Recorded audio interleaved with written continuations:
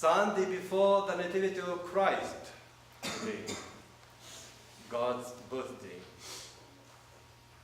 This is the Sunday before Christmas, and our church bids us to look towards Bethlehem and the significant event that happened there nearly 2,000 years ago.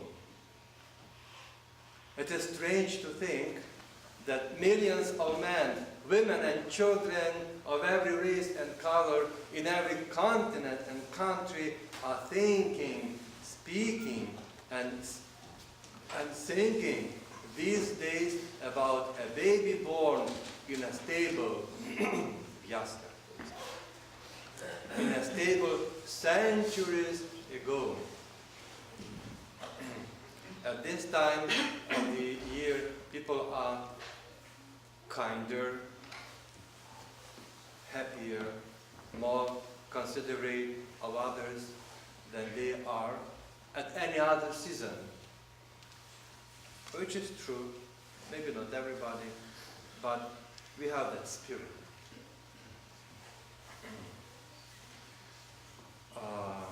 This week, on Friday, we are going to celebrate the birthday of a baby that has never been forgotten and never shall be as long as the earth circles the sun, around the sun, вокруг солнца. The birth of the child has made a tremendous difference in our lives and in the lives of millions of others who have gone before us. Why is there such a world of difference between this one child and all the countless others who have come and gone? And the angel that appeared to the shepherds on the night Christ was born, on that night, he gave the answer to this question. He said, "Unto you is born this day in the city of David a Savior, Spasитель, Savior who is Christ the Lord." That was not an ordinary child. That was God who became man. That was Christ the Lord, whom God had promised to send ages before. So let us look closely upon this unusual person we call Jesus Christ. Number one, we see that Jesus was man. Of course, he was man. He was born of a mother and developed as a normal human being. He met people who ate together with them. He experienced cold, warm, everything as ordinary man. Number two, so first, Jesus was a man. Two, Christ was also God. He was the Virgin Mary's son, to be sure, but he was also God's son. At his baptism, the voice of God the Father was heard from heaven saying, "This is my beloved Son." What else do we have to witness? Saint Peter, when Jesus Christ asked him, "What do you think about me?" And Peter answered in this way. He says, "You are the Christ, the Son of the living God."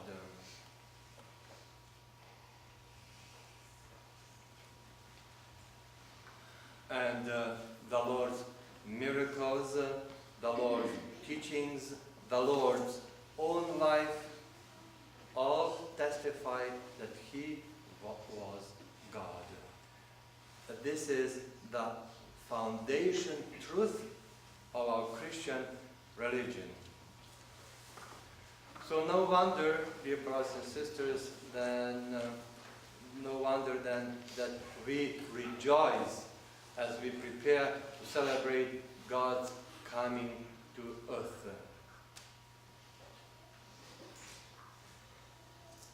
The Gospel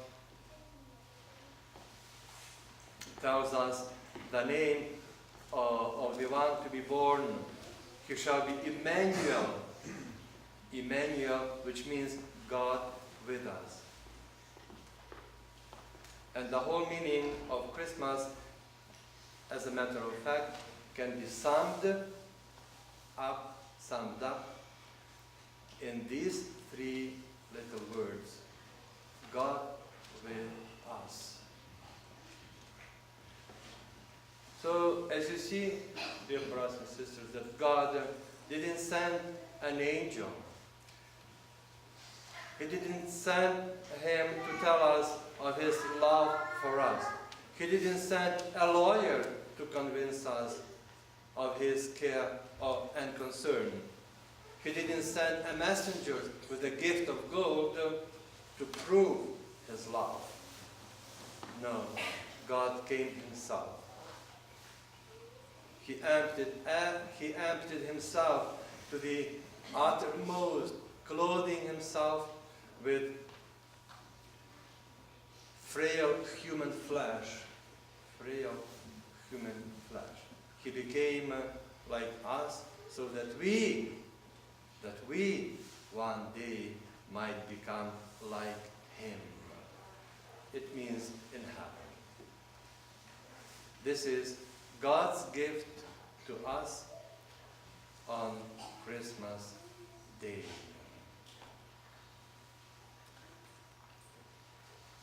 So we buy lots of gifts, presents for everybody, right? Children, friends, and so on. We visit each other, but we also should think what kind of Christmas we can bring Jesus Christ to God, who is the reason of this feast event. So may we celebrate this day, my friends, humbly and simply, with love and devotion, as it was celebrated by God, Jesus Christ, by the Virgin Mary, by Joseph, by the shepherds, by the angels, by the wise men, and on that glorious night, long time ago, over 2,000 years ago. Thank you for your attention. May the Lord God bless us all.